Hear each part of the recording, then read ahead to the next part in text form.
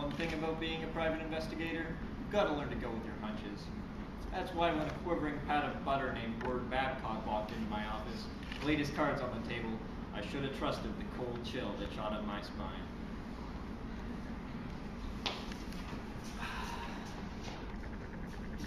Kaiser? Kaiser Lufwitz? That's what it says on my license. You've got to help me. I'm being blackmailed, please. He was shaking like the lead singer in a rumba band. Suppose you relax. Tell me all about it. You won't tell my wife? Level with me, Word. I can't make any promises.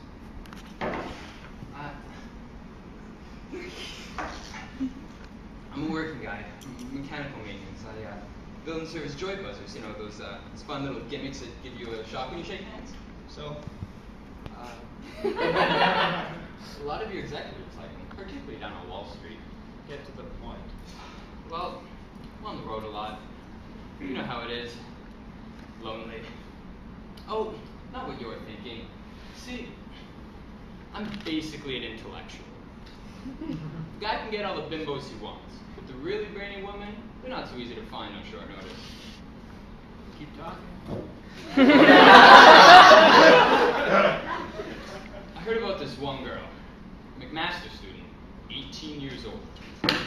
Her price to come over and discuss any subject with you. Dostoevsky, Keats, anthropology, exchange of ideas. See what I'm driving at? Not exactly. I mean, my wife is great. Don't get me wrong. But she won't discuss Tennyson with me, or Pope. I didn't know that when I married her. See, I need a woman who's mentally stimulating, and I'm willing to pay for it. I don't want an involvement. I just want a quick intellectual experience, and then I want the girl to leave. Christ, Kaiser, I'm a happily married man.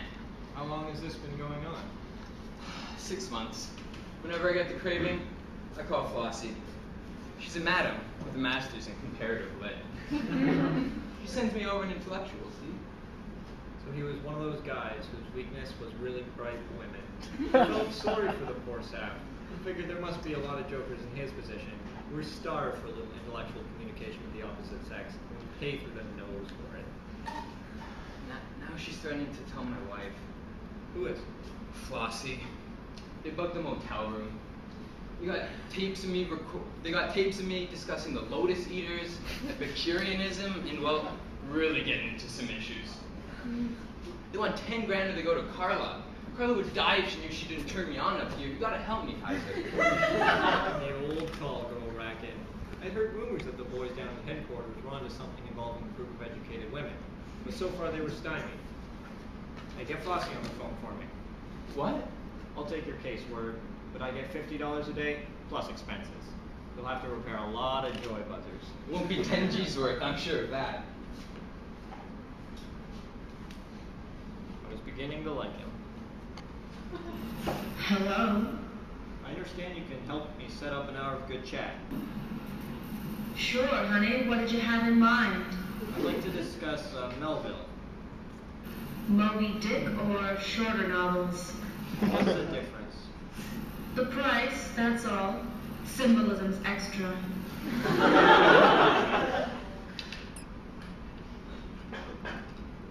What'll it run me? 50, maybe 100 for Moby Dick. You want a comparative discussion, Melville and Hawthorne? That could be arranged for 100. The dough's fine. I'm in room 308, Plaza Hotel. You want a blonde or a brunette? Surprise me. Shaved, grabbed some black coffee while I checked over some Cliff Notes.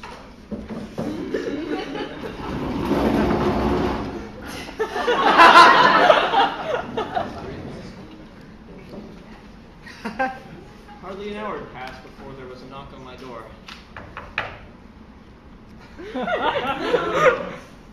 Standing there was a young redhead, packed into her slacks like 2 big scoops of vanilla ice cream. Hi, I'm Sherry. They really knew how to appeal to your fantasies. Long, straight hair, leather bag, silver earrings, no makeup. surprised you weren't stopped walking to the hotel dressed like that. I was thinking they usually spot an intellectual. A 5-spot fools him. Shall we begin? I thought we could start by approaching Billy Budd as Melville's justification of the ways of God to man. N'est-ce pas? Interestingly, though, not in a Miltonian sense. I was bluffing. I wanted to see if she'd go for it. No. Paradise Lost lacked the substructure of pessimism. She did. Right. Roger, right. I think Melville reaffirmed the virtues of innocence in a naive yet sophisticated sense. Don't you agree? She was barely 19 years old, but already she had developed the hardened facility of a pseudo-intellectual. She rattled off her ideas glibly, but it was all mechanical. Whenever I offered an insight, she faked a response. Oh, yes, cousin, yes, baby, that's deep. My comprehension of Christianity. Why didn't I see it before? I talked to her about an hour, and then she said she had to go. She stood up. I laid a C-note on her. Thanks, honey. There's plenty more of that where that came from. What are you trying to say? Suppose I wanted to have a party. Like, what kind of party? Suppose I wanted Noam Chomsky explained to me by 2 girls. Oh, wow. You'd rather forget it. You'd have to call Flossie. It'd cost you. All right, Toots. This is a bust. What? I'm Fuzz, sugar. Discussing Tomato tooth. You could do time. You mouse! Better come clean, baby. Unless you want to tell your story down at Inspector Kazan's office, and I don't think he'd be too happy to hear it. Don't turn me in, Kaiser.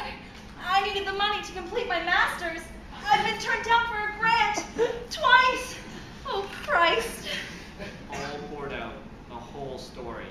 Central Park West upbringing, socialist summer camps, art side. It was every dame we saw waiting in line at the art gallery or penciling the words, yes, very true, to the margin of some book on Kant. Somewhere along the line, she had made a wrong turn. I needed cash. A girlfriend told me she knew some married guy whose wife wasn't very profound. He was into Voltaire and she couldn't hack it. I said, sure, for a price, I'd talk Voltaire with him. I was nervous at first. I faked a lot of it. He didn't care. My friend told me there were others. Oh, I've been busted before. I got caught reading Descartes in a parked car and stopped and frisked at art crawl. Once more, and I'm a 3-time loser. Take me to Flossie. Titles as a front. No, like those bookie joints that have barbershops outside for show. You'll see. Hey, Kazan, it's Kaiser. Listen, I gotta leave. Can't get into it now. Just be ready to send someone out to Title's bookstore. Yeah, thanks, Kazan. I owe you. Okay, sugar, you're off the hook. But don't leave town. I can get you photographs of Bertrand Russell reading. After Sherry left, I made my way up to the campus bookstore. Between racks of hoodies and overpriced novelty mugs, there came the unmistakable scent of cheap Dover thrift editions. Can I help you? I'm looking for a special edition of Dover's Travels. I understand there's 1,000 limited edition gold leaf copies. Those are easy to come by. I'll have to check. And Sherry sent me. Oh, in that case, go on back. I pressed a button on the counter. A wall of books opened, and I walked like a lamb into that bustling pleasure palace known as Flossie's. Red flock wallpaper and a Victorian decor set the tone.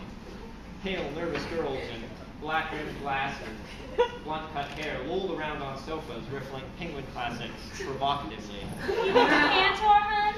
No thanks. But it wasn't just intellectual experiences. They were peddling emotional ones, too. For $50, I learned you could relate without getting close. For $100, a girl would lend you her bar talk records, have dinner, and let you watch while she had an anxiety attack. For $150, you could listen to FM radio with twins. For $3, you got the works. A thin Jewish brunette would pretend to pick you up at the Hamilton Art Gallery, let you read her masters. Then she would fake a suicide of your choosing. The perfect evening for some guys. Nice racket. Gotta love this town. What you see? I turned, found myself standing face to face with the business end of a 38. It was Flossie, all right. The voice was the same, but Flossie was a man. You'll never believe this, but I don't even have a college degree. I was thrown out for low grades. Is that why you wear that mask? I devised a complicated scheme to take over the New York Review of Books, but it meant I had to pass for Lionel Trilling. I went to Mexico for an operation. There's a doctor in Juarez who gives people Trilling's features for a price. Something went wrong. With Mary McCarthy's voice. That's when I started working the other side of the law.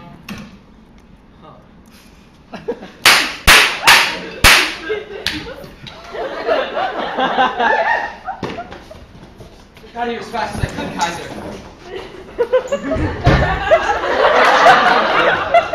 Nice work. When we're through with this guy, the FBI wants to have a few words with him. A little matter involving some gamblers and an annotated copy of Dante's Inferno.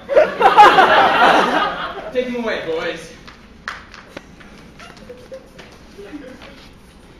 Later that night, I looked up an old account of mine named Gloria. She was blonde, graduated magna cum laude. The difference was she majored in physical education. It felt good.